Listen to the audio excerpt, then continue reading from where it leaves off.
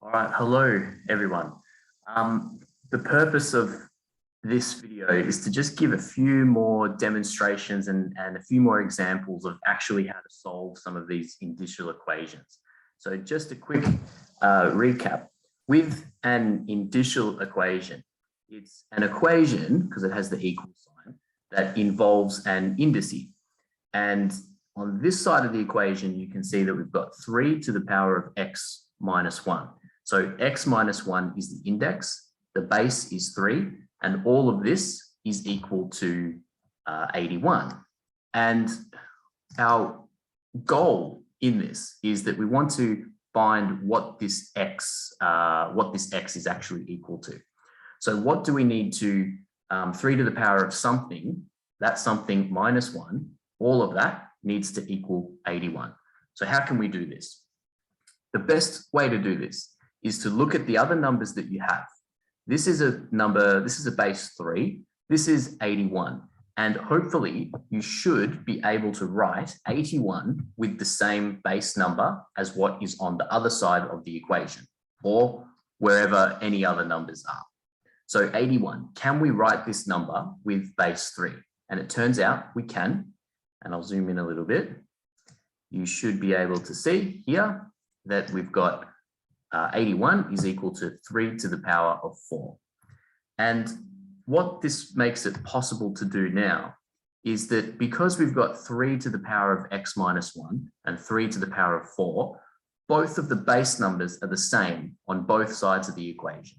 So what we can do is this 3 and that 3 cancel out, and now the indices are equal to one another, because they are raised by the same base number. So we can cancel them out.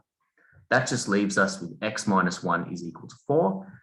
And therefore, just simple algebra from here to find what x is actually equal to, which is 5. And that's all we need to do with these types of questions. And of course, you can get more complicated, more longer questions, but this is the basics of how it should work.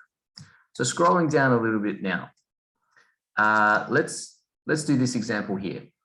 5 to the power of 2x minus 4 is equal to 25 to the power of minus x plus 2. I said before that we should look first for the base numbers and if we can make those base numbers the same. This is base number 5. This is base number 25. There is something in common with the number 5 and 25. And that is that we can rewrite 25 as 5 squared. So I'm going to rewrite this as 5 to the power of 2x minus 4 is equal to 25, which is the same as 5 squared. So I'm just replacing that 25. And this minus x plus 2, nothing happens with that. That stays the same. So from here, let's clean up the equation a little bit more. So I'm not going to touch that side yet. 5 squared to the power of all of this. We remember that if we have a bracket raised to another power or a power raised to another power, we can multiply these two numbers. So 2 times negative x, we leave the base number there. 2 times negative x is minus 2x. 2 times 2 is 4, plus 4. Like the other example, we've got base 5 here, base 5 here. Let's cancel that. Let's cancel that. That leaves us with 2x minus 4 is equal to minus 2x plus 4. And again, we just got some algebra that we need to clean up a little bit. So that's 2x, take this minus 2 over the other side, it becomes plus 2x, and that leaves us with 4 plus 4. This minus 4 comes over plus 4. Okay, scroll down a bit more. And that gives us 4x, 4 plus 4 is 8. And x, 8 divided by 4 is equal to 2. Done.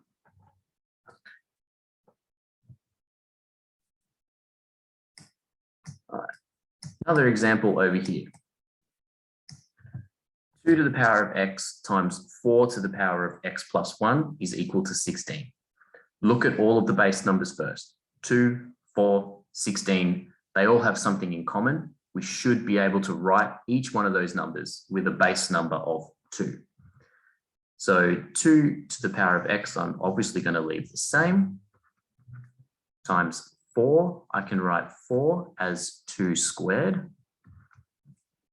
And all of that will be raised to the x plus 1 power. 16, I can make 2 to the power of 4. 2 times, 2 to the power of 4. Like this. Okay, but we can't just cancel all the 2's yet because we need to clean this side of the equation first before we do any of that. So to do that, I'm going to go 2x times, let's fix these brackets, 2 times x, and 2 times 1 is plus 2. I still can't cancel these base numbers yet because we've got a multiplied here and we need to clean this first as well. So if we multiply 2 numbers with the same base, that means we're going to add the powers. So I'm going to write one base number here and I've got x plus 2x, 3x, x plus 2. Oh, sorry, no, not that. We've just got plus 2 left over. And we've still got 2 to the power of 4 here. Now we can cancel that 2 because both sides of the equation have been exactly raised by the same base. So that leaves us with 3x plus 2 equal to 4.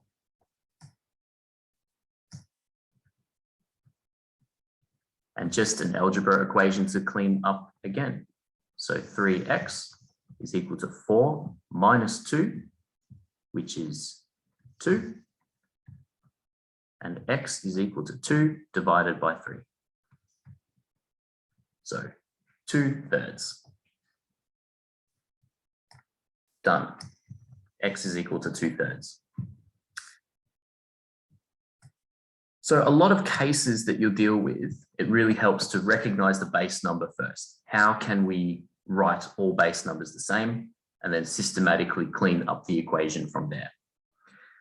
But sometimes we are dealing with an equation that can't quite be done in the same way, at least not at first. And these types of indicial equations, we have to manipulate into a quadratic equation and then solve it like we do any quadratic equation. So in this one here, we've got 3 to the power of 2x minus 12 times 3 to the power of x plus 27 equal to 0. I think the thing that you should notice first is this is a pretty big giveaway. If we've got a number to the power of 2x and the whole equation is equal to 0, see what happens if you actually put brackets around this 3 to the power of x and take the 2 outside the brackets. What we actually end up with is something that is a quadratic equation, but might not quite look like a quadratic equation just yet. We've got 3x to the power of 2, we've got another 3x there, and we've got a 27. I can rewrite this as a is equal to 3 to the x. I can just substitute 3 to the x for a. And as soon as I do that, I replace this 3x and this 3x here, that 3x, that 3x. I've got a squared minus 12a plus 27. That looks very much exactly like a quadratic equation now. So we can just solve this as a regular quadratic equation. So two numbers that multiply together to give 27 and add together to give negative 12. Negative 9 times negative 3 is positive 27. Negative 9 minus 3 is negative 12. And because all of this is equal to 0, we can solve it like this. A will be equal to positive 9, the opposite sign of what is inside this bracket, and A is equal to positive 3. But it's not actually A. We substituted A for 3x. So we have to substitute it back eventually. So if we do that, we have 3x is equal to 9 and 3x is equal to 3. This is what we want to try and solve. So 3 to the power of something is equal to 9. Well, 3 squared is equal to 9. So that x will be equal to 2. 3 to the power of something is equal to 3. That will be 1. 3 to the power of 1 is equal to 3.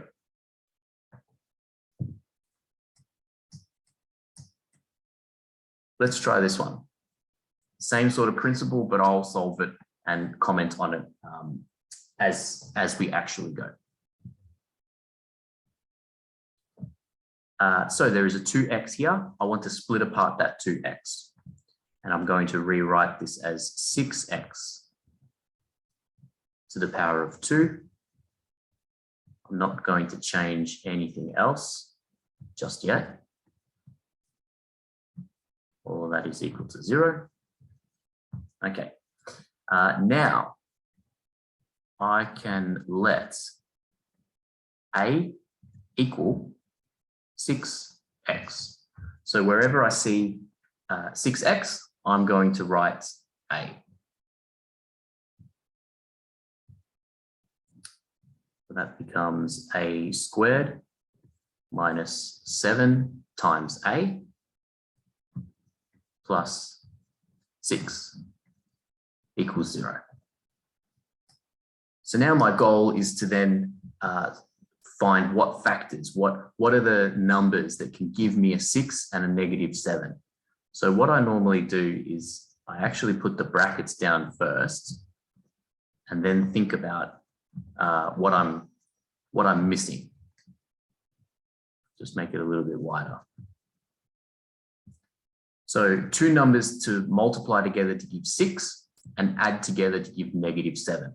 Well, 6 and 1, I can get 6. So I'll write 6 and 1 here. But do I need a positive? Do I need a negative here? So if I go negative 6 times negative 1, that gives me positive 6. If I go negative 6 minus 1, that gives me negative 7. So these are the two numbers that we want.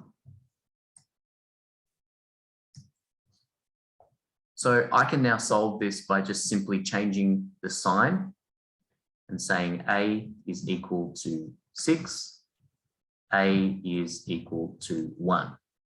It's not A, it is 6x. So it's time to resubstitute it again and say 6 to the power of x is equal to 6, and 6 to the power of x is equal to 1.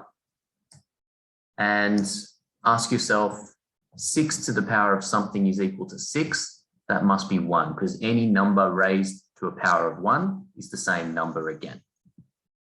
So x is going to be equal to 1. 6 to the power of something is equal to 1. Any number to the power of 0 will be equal to 1. That's just something to remember. So x is equal to 0. So two solutions for this one is 1 and 0. And you're pretty much going to always have two solutions when we are dealing with a hidden quadratic equation like this, not one solution, two solutions. There are exceptions to that rule, but we'll see that later. Anyway, that's everything for this video. Hope it helps. Thank you.